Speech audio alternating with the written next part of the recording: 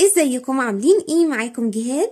انا النهارده الفيديو بتاعي يكون مختلف شويه، هيكون فيديو مشتريات. انا النهارده نزلت واشتريت منتجات خاصه بالنظافه بالتنظيف، وحبيت اشاركك تجربتي لاستخدام منتجات بتاعتي. انا النهارده رحت اول مكان وهو كارفور، واول حاجه حطيتها في دماغي اول ما نزلت ان انا عايزه اجيب كلور.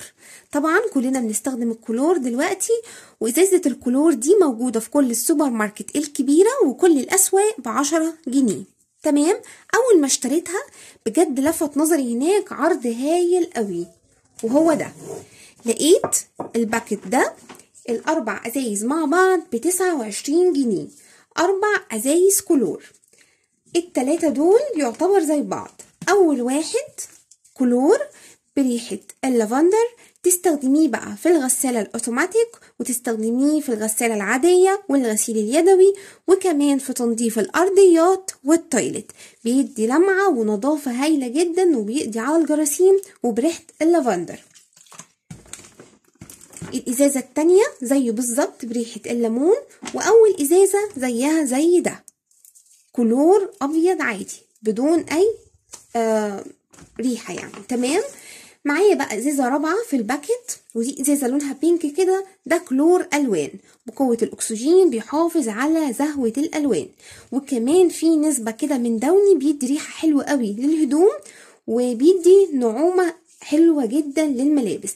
انا جبت العرض ده عن تجربة لحد استخدمه، اختي قالت لي عليه، وبجد انا يعني قلت اول حاجة لما انزل كارفور هو اجيب العرض ده. العرض هايل قوي، الاربع ازايز مع بعض ب29 جنيه. تمام. انا برضو هناك رحت اشتريت الجلانس ده، انا لقيته عليه عرض الازازة ب15 جنيه. الازازة دي بتقعد معايا شهرين 3 وممكن 4 كمان.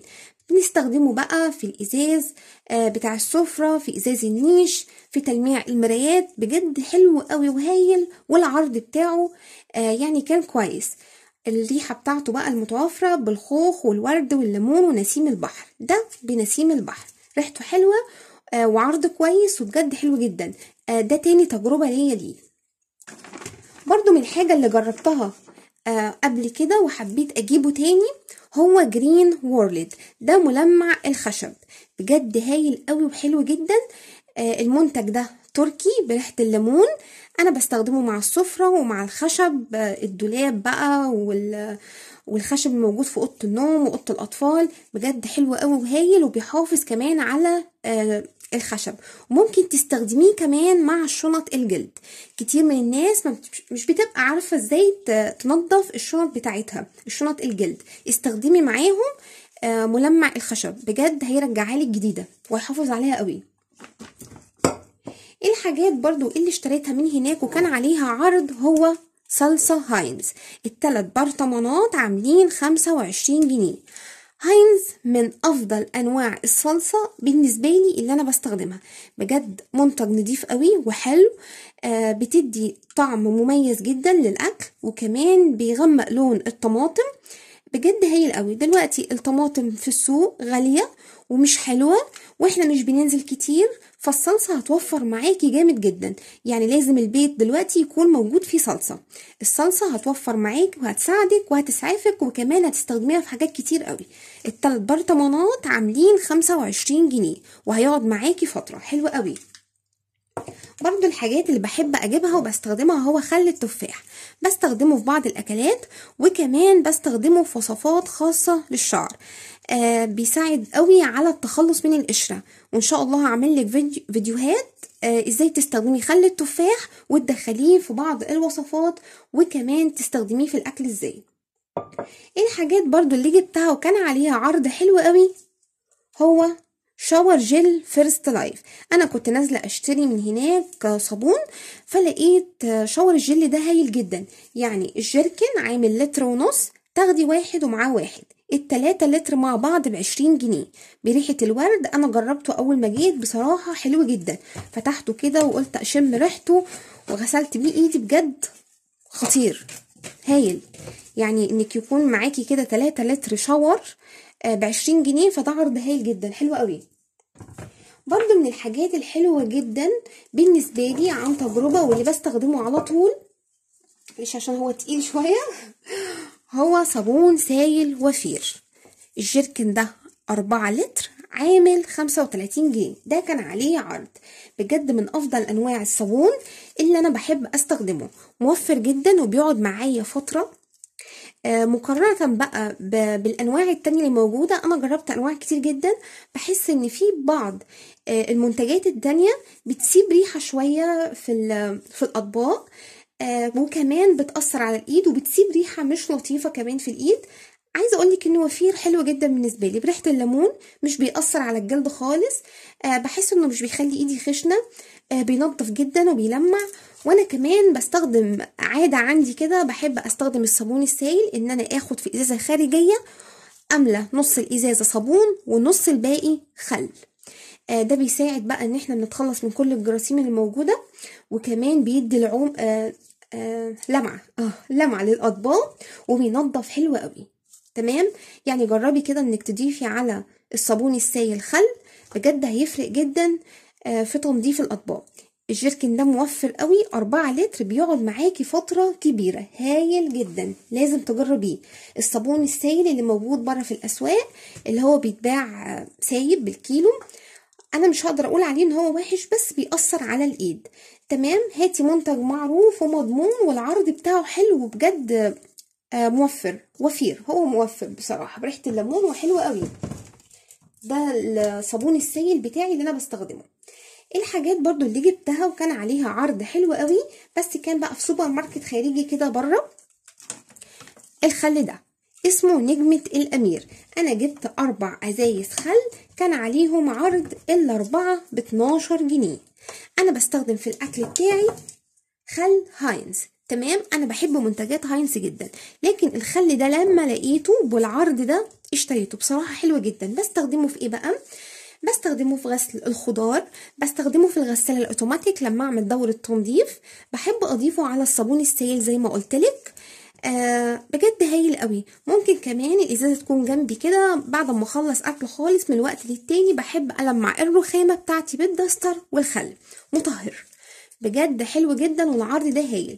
يا ريت بقى لو اي سوبر ماركت كده صغير قريب من البيت تسالي عليه، لو موجود هاتيه. كمان اللي عرفته ان هم ساعات بيعملوا عرض على ال6 ازايز، بس حقيقي انا كنت جايبه من فتره ال6 بس مش فاكره بكام. من الحاجات الحلوه قوي بقى بجد، وما حبيتش ابخل عليكي بيها، وقلت لازم افيدك زي ما انا استفدت، سيترس. اللي قالت لي عليه بصراحه صديقه عزيزه عليا جدا. انا كان عندي مشكله، المرتبه بتاعتي كان فيها بقعه صعبه جدا، ومش عارفه اطلعها ازاي. جربت بقى كل المنظفات وكل التجارب، بصراحه مفيش امل. هي قالت لي على سيترس، انا بصراحه ما كنتش مقتنعه في الاول، ولما جربته جاب نتيجه هايله بصراحه، ما بقيتش استغنى عنه خالص. ولقيت بقى ان هو ليه استخدامات كتير جدا. متوفر منه نوعين، واحد بريحة المسك والتاني بريحة الليمون. انا عن نفسي بفضل التاني اللي هو بالليمون، ريحته قوية قوي وحلوة وبتفضل ثابتة. بصي بقى انت هتستخدميه ازاي؟ هتستخدميه مع الشفاط، لو جيتي كده رشيتي على الشفاط وسبتيه لمدة دقيقة واحدة ومسحتي بالدستر بتاعك او بالمنديل، هتلاقي كل الدهون نزلت.